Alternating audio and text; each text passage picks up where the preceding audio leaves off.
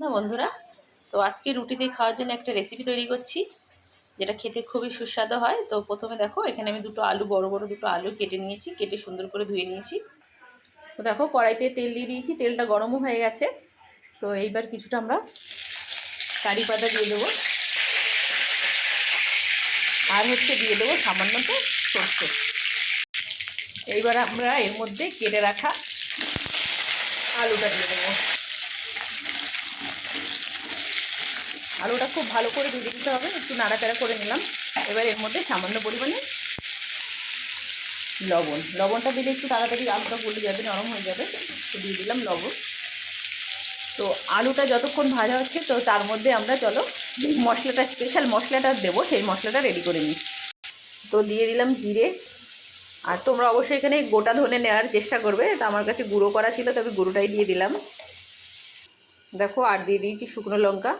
শুকনো লঙ্কাগুলো একটু ভেঙে দেবে। তোমরা এখনও পর্যন্ত যারা আমাকে ফলো করোনি, অবশ্যই কিন্তু আমার চ্যানেলটিকে ফলো করে দেবে, আর ইউটিউব দিয়ে দেখলে অবশ্যই সাবস্ক্রাইব করে দেবে। আর দিয়ে দেবো 2 চামচ বেসন। এখানে তোমরা কাঁচা বাদামও দিতে পারো, আমার কাছে বাদামটা এই মুহূর্তে অ্যাভেলেবেল নেই, দিতে হয়, নেই বলে আমি ভেবেছিলাম আছে, তার জন্য আর আনা হয়নি। যাই হোক, এখন খুঁজে দেখছি পাওয়া যাচ্ছে না, তো আমি শুধু বেসন দিয়েই কাজ চালিয়ে দিচ্ছি। তো এগুলোকে ভালো করে আমরা একবার পেস্ট করে নেব।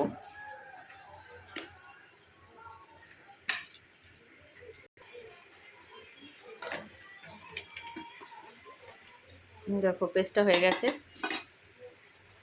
মাঝে মাঝে কিন্তু আলুটা না হলে কিন্তু আলুটা পুড়ে যেতে পারে।